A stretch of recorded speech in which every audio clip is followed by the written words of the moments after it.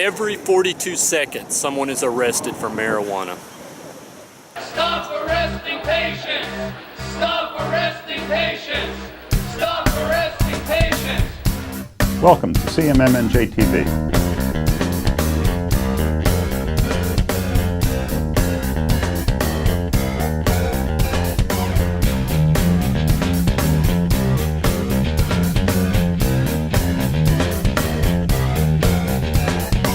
Every 42 seconds, someone is arrested for marijuana.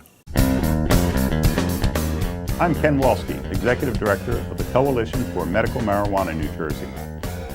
The mission of our organization is to educate the public about the benefits of marijuana. Marijuana is a safe, effective, and inexpensive therapeutic agent for a wide variety of diseases, symptoms, and conditions. No patient should suffer needlessly without it, and no patient should ever go to jail for following the advice of a doctor.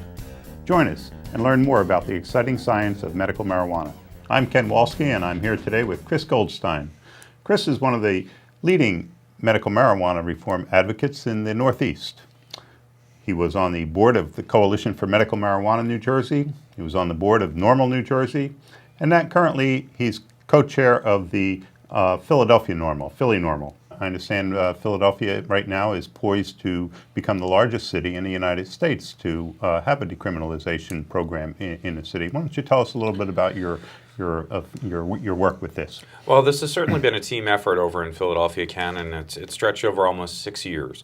What we did at Philly Normal, we began looking at the actual arrest statistics through the Pennsylvania Uniform Crime Reporting System. And when we started looking at these stats, we found that there was, as is the case in most urban environments in America, a really disturbing racial disparity to the arrest numbers, with almost 85% of the marijuana possession arrests being African Americans. And that's not the makeup of Philadelphia. Also, we found out, and this was 5 years ago when I started looking at this, I didn't know that the rest of Pennsylvania treated marijuana possession in a much easier fashion. Maybe some folks have heard about the two guys on the Pittsburgh Steelers who were pulled over in a Camaro with a 22-gram bag of marijuana a couple of months ago. While the rest of Pennsylvania, Allegheny County, Montgomery County, they don't put you in handcuffs and a holding cell for a small amount of marijuana. They mail you a summons to appear in court later. But Philadelphia, for the last 30 years, has treated marijuana possession as a custodial arrest, meaning anything from crumbs all the way up to 30 grams, a bit more than an ounce, will get you put into handcuffs, taken to a holding cell, and it used to be bailed out, and now you go through this diversion court program called the Small Amount of Marijuana Program. But we found that policy very harsh, very expensive, and something that needed to change.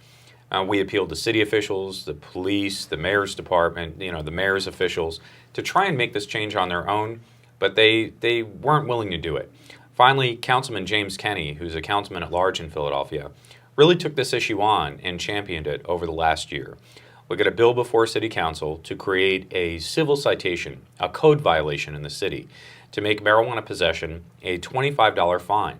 This would no longer require a custodial arrest. Also, the most important thing is for those who are caught and cited under this new policy, they won't have a permanent arrest record for marijuana, and they won't have to be convicted of a more serious crime other than a civil violation. So we went through the city council process. We passed the bill 13-3 in June, and that's a huge majority of the council. But Mayor Nutter decided that he didn't want to sign it right away. He spent the summer considering the issue. The police commissioner, Charles Ramsey, also spoke against this measure. It's important to note, Ken, that other cities have passed decriminalization, but they haven't implemented it. New York City, for example. New York has had decriminalization statewide since 1979, but New York City recriminalized what they call marijuana in public view. The marijuana's out of your pocket. Public view. So that's a crime. In Chicago, they passed a decriminalization bill just 2 years ago, but the city police have only used the ticket sparingly, only 7% of cases. Now, the big differences here in Philadelphia are, just about a week ago, Mayor Nutter decided to come around on this issue, and so did Police Commissioner Ramsey. So while they were against this change, now they are for this change.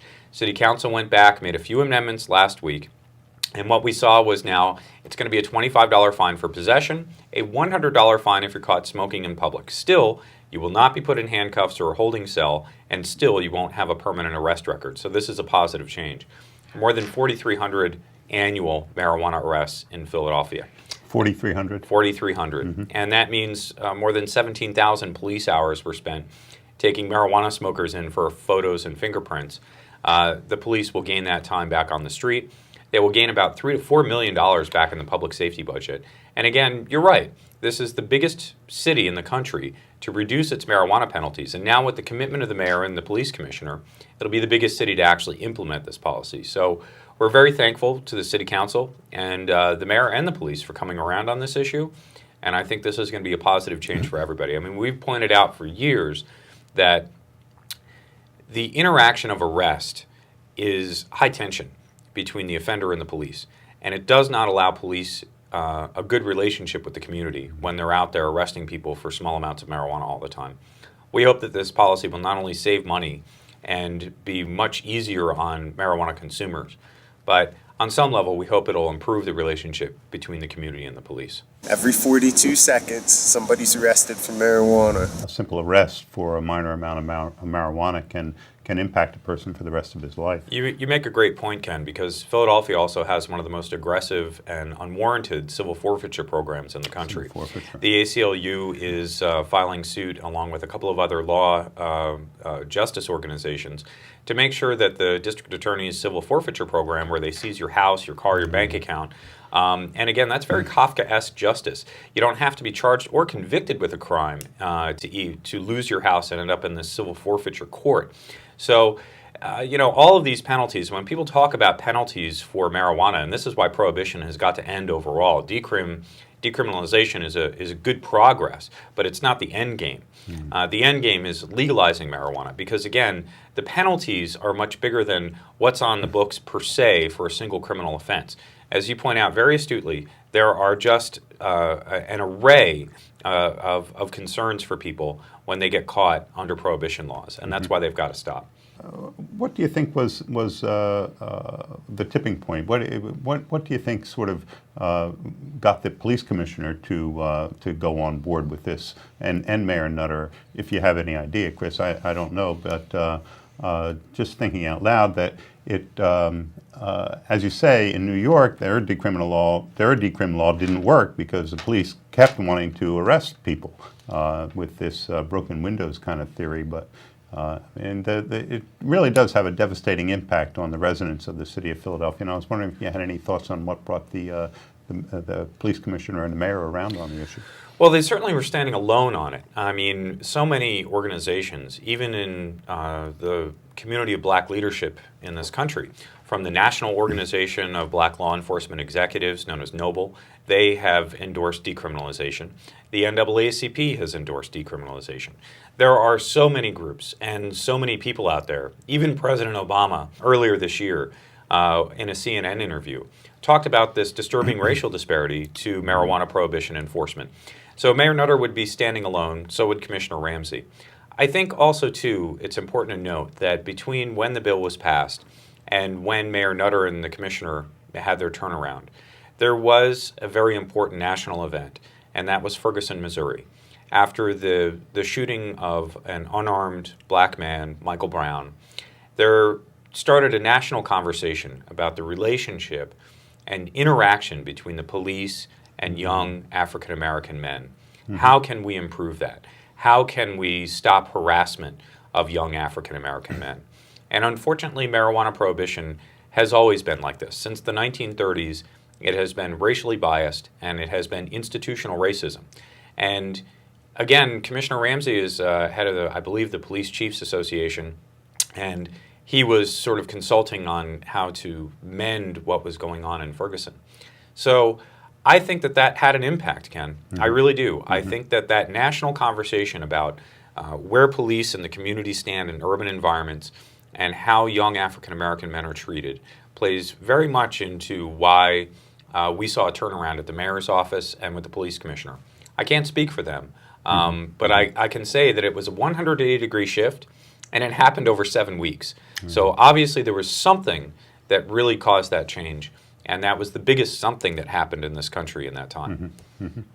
Yeah, the racial disparity really is a disgrace in the criminal justice system in America. Right now, when I left the New Jersey Department of Corrections after 22 years, 86% of the 27,000 prison inmates in the state system in New Jersey were black and Hispanic. And the racial disparity in arrests, who gets arrested, who gets tried, who gets convicted, who goes to prison, it really is a disgrace that needs to be rectified in this country.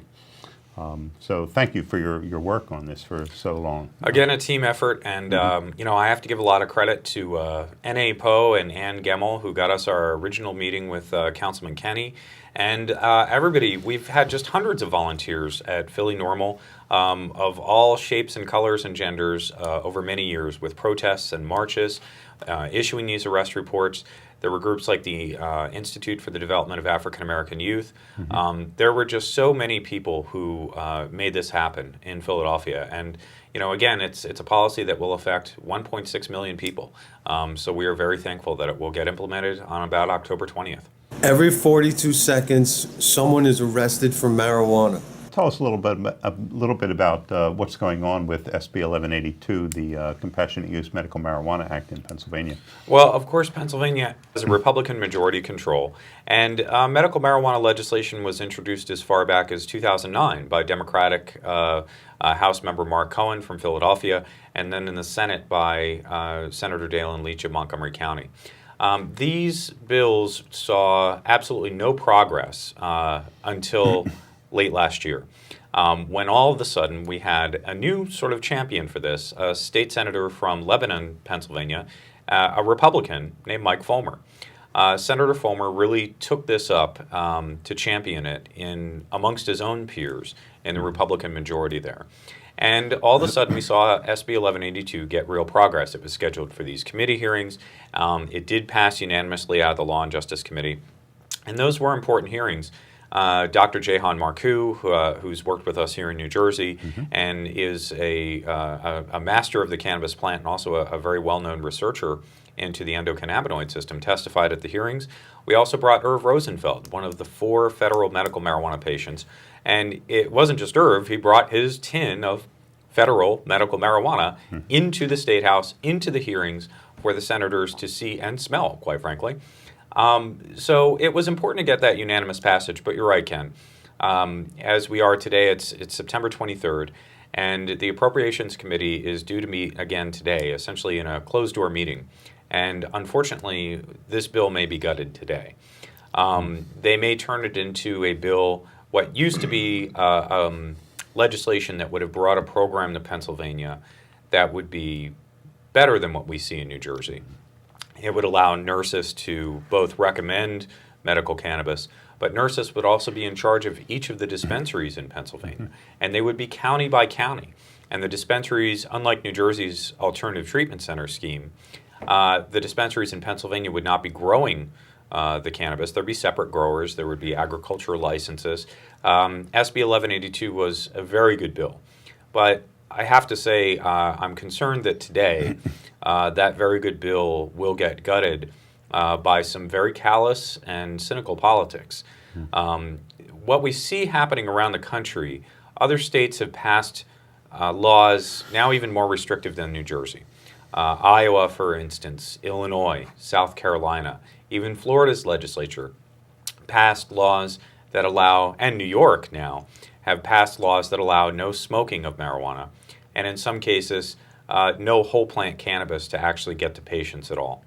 And the result of this this kind of legislation is that it's a way to thwart medical marijuana access rather than allow it. So unfortunately, I think politics has indeed taken control over the science and the compassion of this bill in Pennsylvania. The last I heard today is that they will seek to amend the bill to include edibles, tinctures, and oils only, and not allow patients access to raw flowers, and not allow patients to smoke or vaporize cannabis. This would be something that even years, even if patients 2 or 3 years down the road get access to some of these forms of cannabis, keep in mind that edibles, tinctures, and oils, even in advanced states like Colorado and Washington, these are the most difficult forms of cannabis to consistently produce for patients. Oftentimes, patients are forced to produce them on their own. Caregivers are forced to produce them on their own. And with a sort of trial and error method to get the right ratio of cannabinoids, get the right mix for individual patient needs. So allowing patients, just access to these pre-made forms might not be a solution at all. And again, what we've seen in Iowa and other states is even years down the road, there's nothing available. So it would certainly be strange to have New Jersey with a restricted law for whole plant smokable cannabis and no edibles, and then Pennsylvania with all edibles and tinctures and probably no access at all, quite frankly. We were very hopeful, and so many patients with PTSD, HIV, cancer, we're very hopeful that this legislation would pass through unabridged and that the legislators would really support it in the form that it has gone through the Law and Justice Committee. But again, the opposition to medical marijuana, Ken, has adapted to the successes in other states. They really don't want to see patients get access. And they also realize that 85% of voters support the issue. So how do they cut the middle? Well, they pass laws that actually do nothing. So instead of actually bringing patients access, they play a political game with patients. And we've seen too much of that around the country. Every 42 seconds, someone is arrested for marijuana. It would be very difficult to see the bill stripped of even HIV and AIDS being a qualifying condition. There was just a recent report that showed that states that had a reasonable access program that legalized medical marijuana saw a 25% reduction in opiate painkiller overdoses. And there was a theory there that chronic pain patients and many pain patients who use opiate medications had switched to cannabis, and that's why you saw a lower rate of overdoses. Or we're using cannabis as a concert therapy to these opiates, and we're using less of them. And there are plenty of studies to show that there too. So taking chronic pain out of the equation for a medical marijuana law doesn't allow these patients at a better chance of life, and quite frankly could result in them taking so many narcotic painkillers instead that they die. Some would cynically say that, even though they're dying, they're taking FDA-approved medication, and that really is the problem here. Medical marijuana access should be to the whole plant, and when it comes to qualifying conditions, chronic pain is certainly one of the most compelling reasons that patients should be able to have access. Yes, and medical marijuana states also show a decrease of approximately 10% in the suicide rates of young men. Marijuana helps not only with chronic pain and sometimes the hopelessness of that situation, but also with post-traumatic stress disorder and other mental and emotional conditions that may drive a person to suicide. Well, and you bring up an interesting point, because so many of the more recent laws try and demonize THC or demonize the euphoric effect of THC. I was at St. Joseph's University a few years ago giving a panel on medical marijuana, and a nun who is in charge of the St. Joseph's Hospital Network's hospice care said quite clearly, she says, the euphoric effect of marijuana is a positive thing. We give patients all these antidepressants to deal with end-of-life care. We give patients antidepressants and things to uplift their mood. There's nothing wrong with giving somebody who's in a very stressful and very scary at times medical situation something that makes them feel good. We have all these other prescription drugs that do it. There's nothing wrong with the euphoric effect of THC, and there's nothing wrong with THC itself. Yeah. And some of the alternatives to marijuana therapy that are FDA approved, tranquilizers and antidepressants, have suicide as a potential side effect. Indeed. So, it's a real catch-22 for people who have serious conditions, Ken. And let's keep in mind too that cannabis is often less expensive, even in states like New Jersey, which has a high price and a high tax. It's often less expensive than it is for other cancer medications and serious treatments. well, but I want to talk a little bit about smoke down prohibition too. You were one of the leaders of this series of acts of civil disobedience that were staged at the Liberty Bell in Pennsylvania for about a year approximately. And tell us a little bit about your involvement with smoke down prohibition, Chris. Well, this is a political movement to end prohibition, and civil disobedience is an important tactic that we can use in this fight. You know, I've tried everything, working with legislators, passing laws, going out into the press, having events that are fun, but also protesting in a very serious fashion. And so we went on to federal land in front of the Liberty Bell, not in the building with the Liberty Bell, but outside. And the free speech zone. Indeed, it was the First Amendment area, and we staged Smoke Down Prohibition. And it was I have to say that the people who participated in that, you included Neil Franklin from Law Enforcement Against Prohibition, a retired police captain, Ray Lewis, was there, and just hundreds and hundreds of concerned residents from Pennsylvania, New Jersey, New York, and the whole area came here to confront federal prohibition laws. As much as we see the success of Philadelphia with decrim and with medical marijuana law at the state level, very few people are addressing and confronting federal prohibition, and that's what we were doing there. For the first 4 months we did it, and it was a monthly protest. Again, comedian N.A. Poe and I were the sort of tacit organizers here. But for the first 4 months, from December 2012 until April 2013, there was no police involvement, no police activity. We went out to the free speech zone. The Rangers let us do our thing for about an hour. On April 20th, 2013, about 600 people showed up. And at 4:20, we would light marijuana joints. This was our form of civil disobedience, to smoke marijuana, to show people we were not afraid to come out of the cannabis closet, as it were. Now, again, for the first 4 months, there was no police interaction, but when Poe and the rest of the organizers came back in May, there was a huge cadre of police. This was National Park Rangers, Department of Homeland Security, Philadelphia Police, Philadelphia Septic Transit Police, more than 150 members of law enforcement, and they were coordinated by the federal prosecutor, the U.S. attorney in Philadelphia, who set up a processing tent. Now, they were very aggressive to our crowd initially. In May and June and July, they sort of tackled many people to the ground. Many didn't even have marijuana on them. They were holding cameras and filming the event. For those who they did catch, they gave a $175 ticket the first time. So in June, I received a $175 ticket. I paid it. I went back in July, which was, for me, the most bizarre protest, because I smoked an entire joint and nobody arrested me. The police looked at me and they cited other people.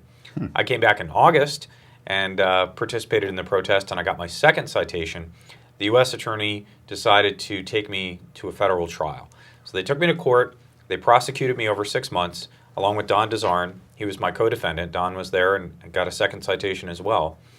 And it's important for folks to understand, we may have decrim in Philadelphia, but on federal property, any amount of marijuana, and in my case it was 0.4 grams, half of a joint, I was subject to up to 5 years of probation, 6 months in prison, and up to a $5,000 fine. And I was ultimately convicted of possession of a controlled substance. That's it. The protest was, they said, this is not about free speech, Mr. Goldstein. It's not because you were an organizer of this protest you're being prosecuted. It's because you're a recidivist criminal who keeps carrying marijuana around and smoking it in public. And it doesn't matter if you're smoking in public or not, just possession. I was sentenced to 2 years of supervised probation. I was given a $3,000 fine that I had to pay in 30 days. And that probation has been intense supervision. I have frequent visits to my house by my probation officer.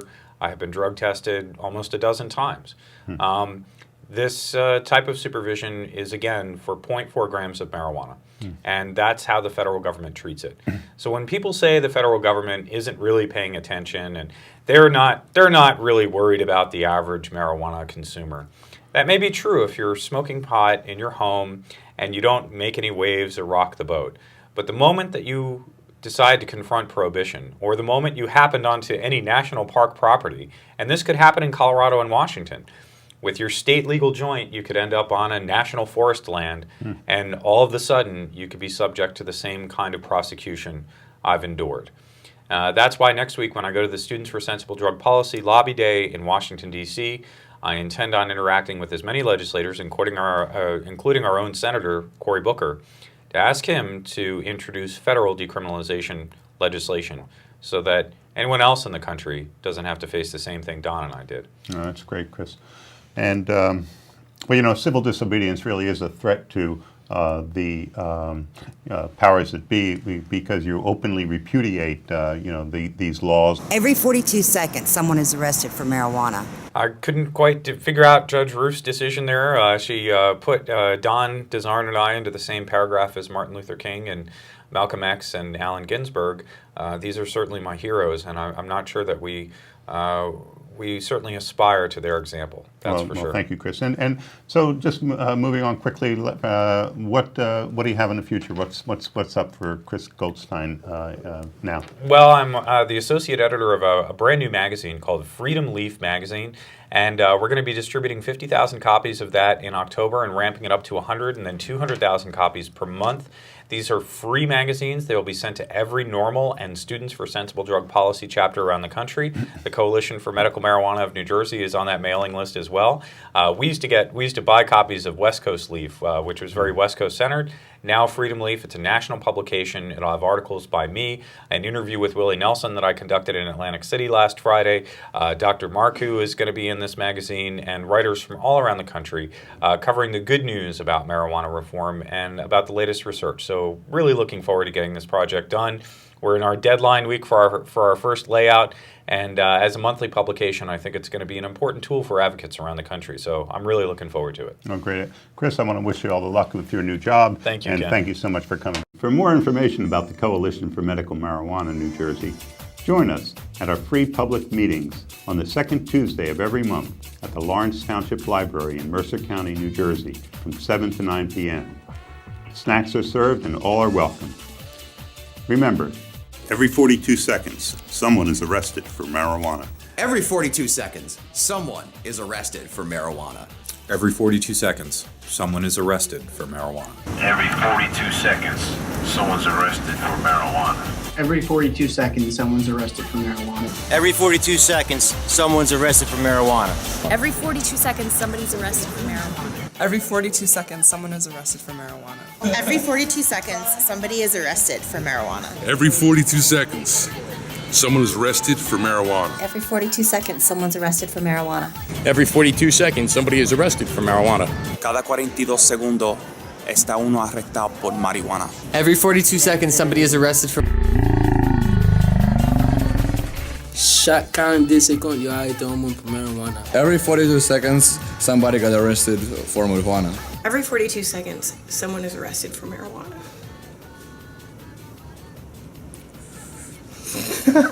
Every 42 seconds, someone is arrested for marijuana.